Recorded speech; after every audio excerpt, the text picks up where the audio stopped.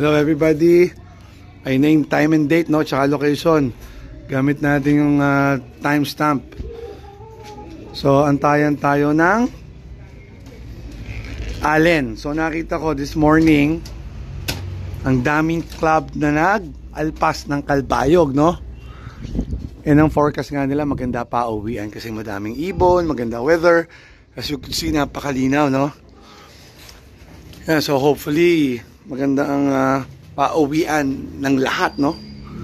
Hindi na tayo nagkalpas ng ibon at mahirap na kasi yung iba dyan nagme-mate. Ayaw pumasok agad. So antay na lang tayo kasi sa forecast ko it says 12:01, 1-2 ang speed ng ibon. Yan. Oh, good luck everybody. Hintayin na tayo. Yun, nakakain na tayo ng lunch. Sarap. Umuwi na tayo kasi ang abangan natin hanggang 4 o'clock yata. Tayo papanik sa ating mahiwagang hagdan. Sisilip tayo sa kalangitan.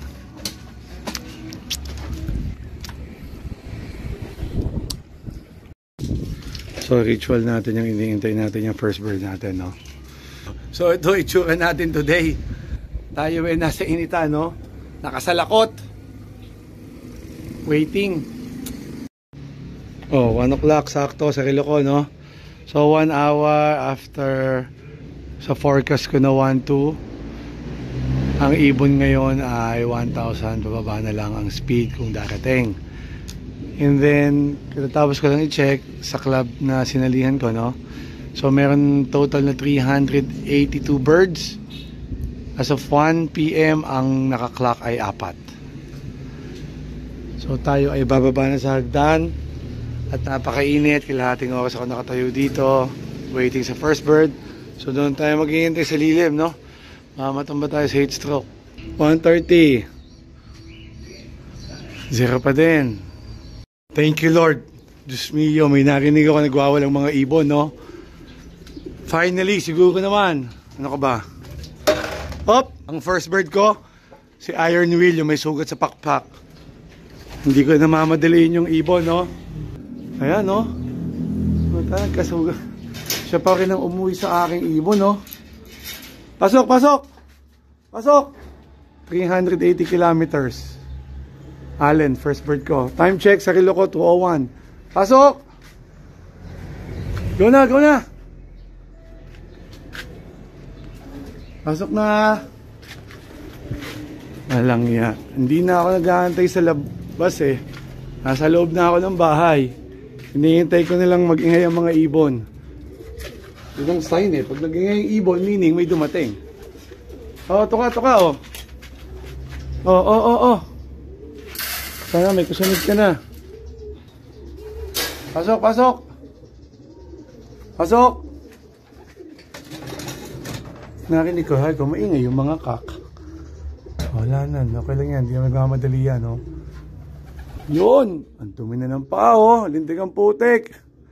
Ang dumi ng paa, panay ipot. Pasok, pasok. Brava, brava. Pasok. Pasok na. Go. Pasok na. Sige na. Tama na itlog mo. Day. Ayaw pang pumasok. Sige na. Gutom na yan, no? Dito siya nang galing ulit eh. As always, dyan. Yung kalamba, ganyan. Sige na, sige na. Masyal. Oh, pasok na. Ayan na naman. Yan ang sakit niyan eh. Di bale. Last time ganun din, oh, 740 ng ano yan. Ang speed niya. Parang 3 minutes lang nakatambay dyan. Alam nyo, sa pag-iibon, hindi nyo talaga masasabi.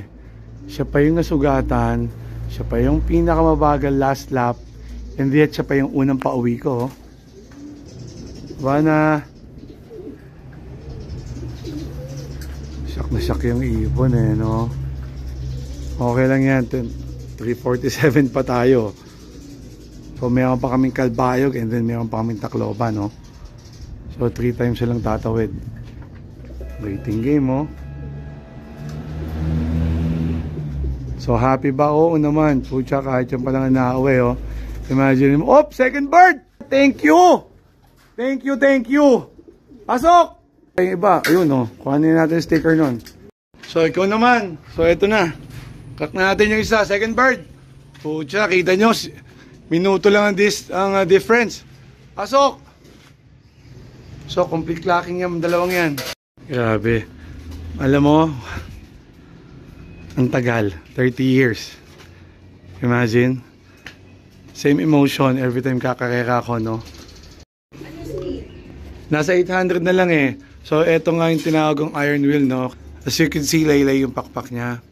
Kasi ngayon yung na-injure sa kanya last time. O, tinan mo yung ipot. Ang pangit, oh. May dalawang laps pa yan. Tawid ulit.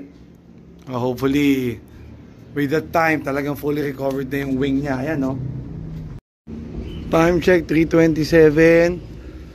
Last 20 minutes, no? Hopefully, may humabol pa. So, time check, 3:47.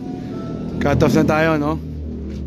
Oh, congratulations sa mga nagpa-clock today at nagpa-uwi.